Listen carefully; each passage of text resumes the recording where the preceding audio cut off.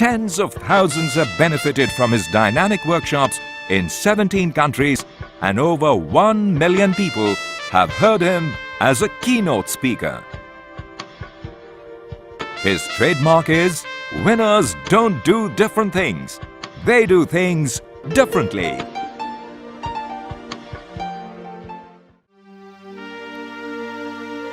Selling is a rejection business. We need to take 10 no's before we get a yes. And most people, when they hear 10 no's, they take it personally, they get demotivated, and they quit. You go and check out the financials of any company, the balance sheet and profit and loss account. Sales represents profit. The rest, everything in a company is overhead. Are you with me? Folks, let me share. When I wrote my book, You Can Sell, the press was there. And they asked me that it appears that this book is for salespeople. For the title, that's what it appears. So I turned back the question to them and I asked, tell me who's not selling. In there, I have given a definition of a salesperson by Robert Louis Stevenson. He defined a salesperson as anyone who sells a product, service, or an idea is a salesperson. A candidate at a job interview, what's he doing? A boy, girl proposing to get married, what are they doing? A lawyer arguing in front of the judge for the client, what's he doing? A politician giving speeches to get votes, what is he doing? He's selling.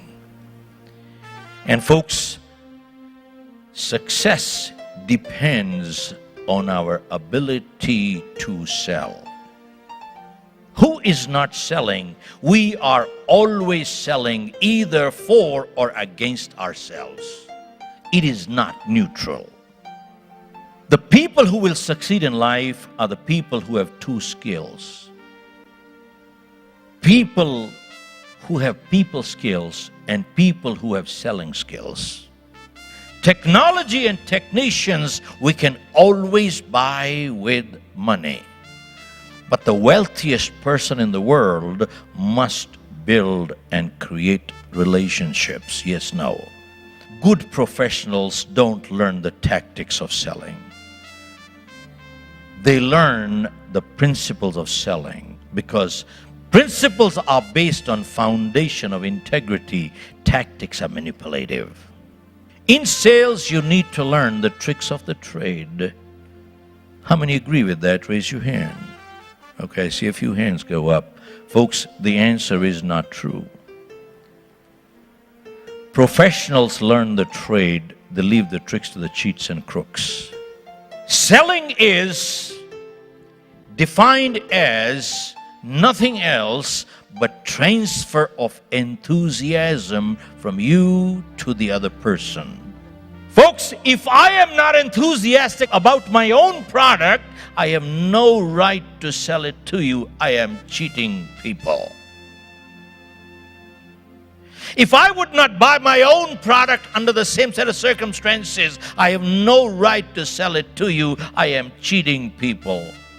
If a doctor would not prescribe the same treatment for his own kids under the same set of circumstances, he is cheating people. So what is selling?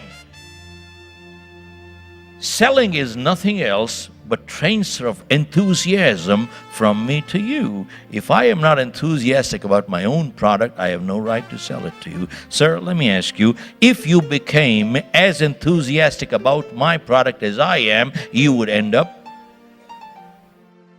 buying it.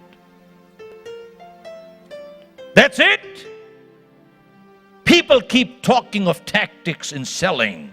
Folks, let me redefine the word selling tonight.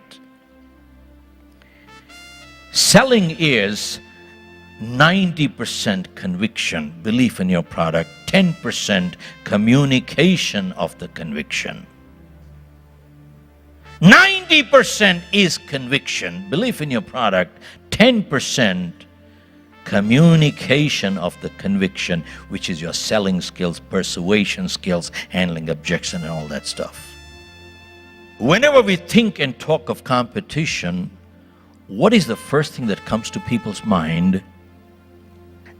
Let me see what my competitors are doing and let me, what? Undercut. Folks, you undercut too long, you will have different sign outside your office, out of business. In my book I mentioned You Can Sell. There was an informal survey conducted which said up to 10 and possibly even 15% of price differential, people are willing to pay you more money without a second thought. And higher the price tag, easier they're willing to pay you the differential. Example, if I bought an item for $10, what is 10% of $10? $1. Now if you cheat me for $10, you cannot make me bankrupt. I can sustain the loss, no big deal. But if I bought an item for $10 million, I would rather put an extra million, protect my 10 million, rather than save a million and risk my entire 10 million. Yes, no. Look at this. Higher the price tag, easier people are willing to pay you more money for what? For 3 words. Quality, reliability, dependability. Folks, sometimes people ask what's the difference between reliability and dependability. Reliability refers to product. Dependability refers to people. Product is reliable, people are dependable. For these 3 words, people are willing to pay you more money anytime. Folks, we've noticed many sales training programs teach how to shake hands, how to say please, how to thank you, and smile. Don't get me wrong, the pleases, thank you, smiles are important. But the question is, how long can you keep a fake smile? And besides, people can see through people, can't they? And if the smile is not sincere, it's irritating, isn't it? So we got to have substance over form, not just form over substance. Folks, that means what? You keep hearing you got to be pleasant. Of course you got to be pleasant. But pleasantness without performance is irritating. Yes, no.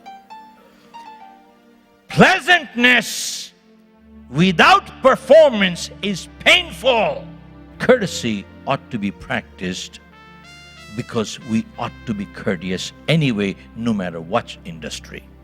When you are practicing courtesy as a strategy, you are crooked.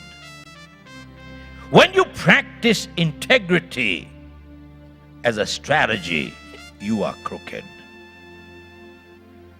Courtesy and integrity, they're a way of life. They are a way of life. You can't pretend to be courteous. You can't pretend to be humble. Either you are or you're not. I was doing a program. There were a couple of 100 people. It was a very mixed group. There were doctors, engineers, attorneys, accountants, carpenters, plumbers, electricians. Now that's a mixed group. I said, never in the history of mankind has it been so easy to succeed in life the way it is today. Regardless of your profession, we have no competition. How many people do you know walking off the street right now who are willing to do more than what they get paid for? Say it loudly. Hardly any. Most people don't even want to do what they get paid for. There's a second big category of people who only want to do what they can get by with. There's a very small fraction of people who are willing to do a little bit more than what they get paid for. And I asked him, if you fall into that category, I don't care what your profession is, tell me, where's your competition? Folks, go check out life histories of successful individuals and organizations. Those who have succeeded. 1, they succeeded. 2, they sustained success. 3, maintained goodwill. All these people and organizations, they all have lived by this one principle. I shall always give more than what I get to my family, my organization, my customer, my society. We become the competition. We have no competition. Why do you go to a doctor 10 miles away, bypassing 10 other doctors on the way? Is he the most qualified? Probably not. Why do you get your car repaired from a mechanic 10 miles away, bypassing 10 other mechanics on the way? Is he the most qualified? Probably not.